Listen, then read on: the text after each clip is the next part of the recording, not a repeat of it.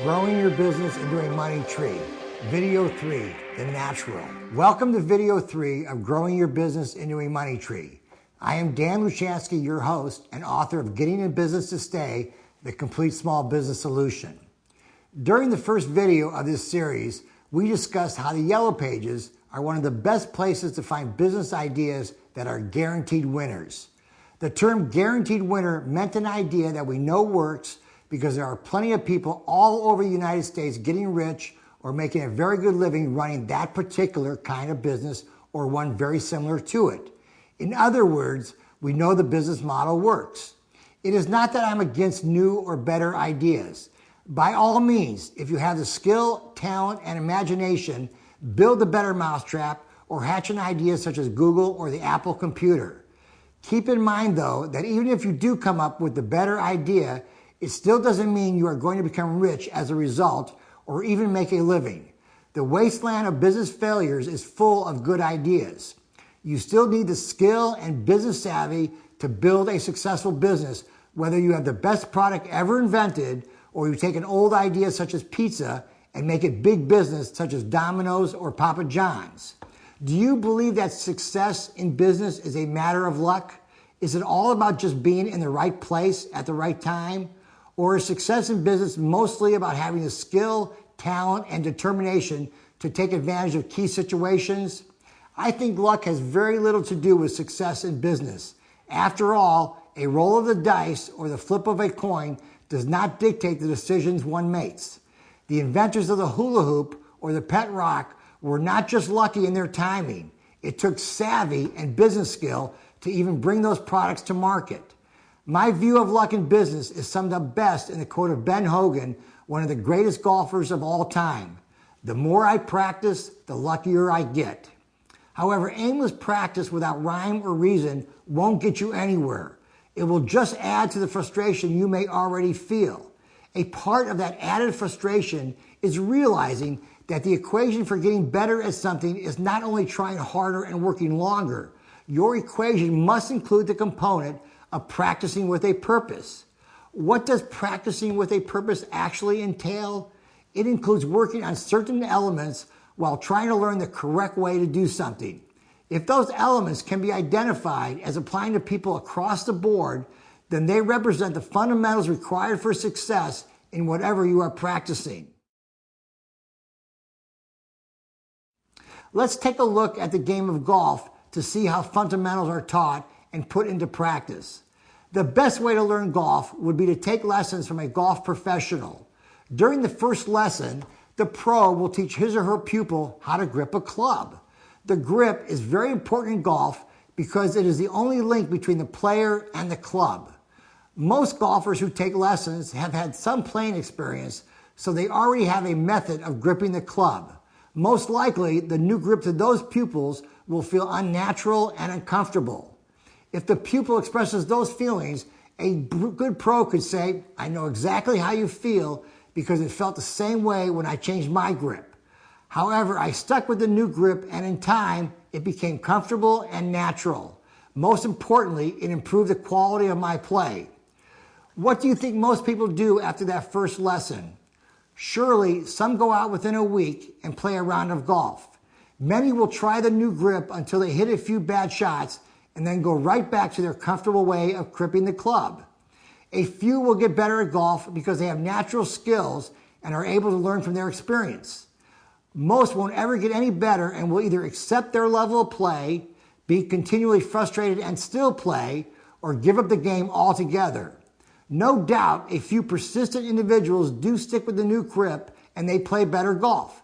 In time, the quality of their play improves and they enjoy the game more and more. They have made real progress.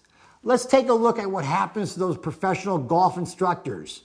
Some become very frustrated because most of their students won't learn the skills necessary to become better golfers.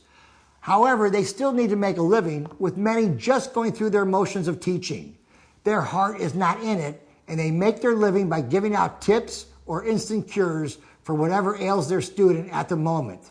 The main reason those instructors can get by is because they are giving what most of their students are seeking, the answer to the following: please help me play better golf today. Thousands and thousands of dollars are spent in business trying to solve immediate problems. Here are a few examples of appeals that are made every day in business. Can you design a brochure that is going to cause customers to flock to me? Okay, I agree that I need a business plan. Will you do it for me? I work hard, but I seem to be going backwards. What am I doing wrong? I would do much better in business if only I could eliminate the competition. They always seem to offer a lower price. Should I lower my prices?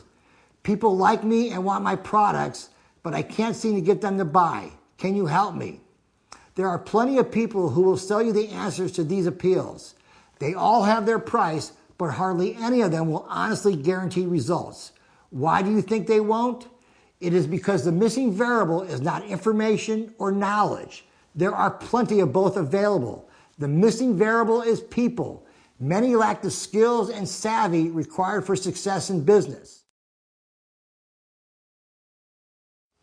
After graduating from San Diego State University in 1974 and working for two of the world's largest accounting firms, I was the right-hand man for several successful individuals. I was in my own accounting practice for 13 years in San Diego, California, and have been involved in several other business ventures as well. I have seen many people succeed and many people fail at business. One of my most successful clients in San Diego was a man who came to the United States as an immigrant before I was born. He started out as a gardener. At the time he became my client, he owned a grocery warehouse, 2 regular grocery stores, several gas stations, several convenience stores, and a whole lot of real estate. 10 of his 11 adult children made a good living working in the business. After all those years and all that he achieved, my client still didn't speak English very well. This man's story is quite compelling. You are probably wondering what that man had that made him so successful. It certainly wasn't formal education. It certainly wasn't that he was lucky. He never knew his father, so the information wasn't passed down to him. Clearly, he was naturally good at business. What does naturally good at business actually mean? I wish there was an easy answer for you. If there were, I would bottle it today and go golfing tomorrow. This client had a pattern that he followed, and it proved successful. The first element of the complete small business solution is patterns of success. It is not a title that came out of thin air. I thought about it for years as a difference between success and failure in business. I have examined my life in business and arrived at the conclusion that there are 2 kinds of people that make it in their own business. The first kind is the person who has in his or her emotional makeup certain personality traits that works well in business. This individual is the natural. The second kind acquires those personality traits that are required for success in business. This is something that is learned and gives hope to the rest of us. Learning is very stimulating if you expand your circle of knowledge and uncover more about what you know you need to know and discover things you didn't know that you needed to know. Small business can be an exciting world if you are open to learning. However, learning about something is not enough. You need to put this learning into action, and that requires that you try new and different things. Doing so can be very uncomfortable. You may not see immediate improvement, so it is rather easy to go back to what is natural and comfortable. However, if you stick with something new and different, eventually it will become natural and comfortable, and you will make genuine progress. You will have acquired new skills that you truly own for life. Some individuals make success in business look easy. We envy them.